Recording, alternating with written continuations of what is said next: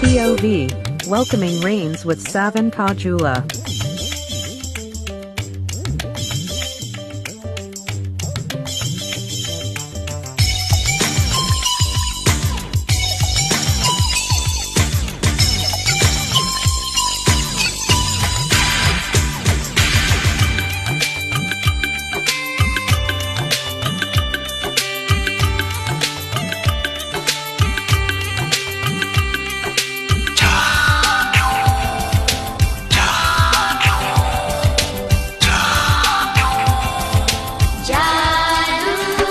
तुम्हें आँखों में बसाया, तुम्हें दिल में बिठाया, कोई तुमसे न लेंगे किराया।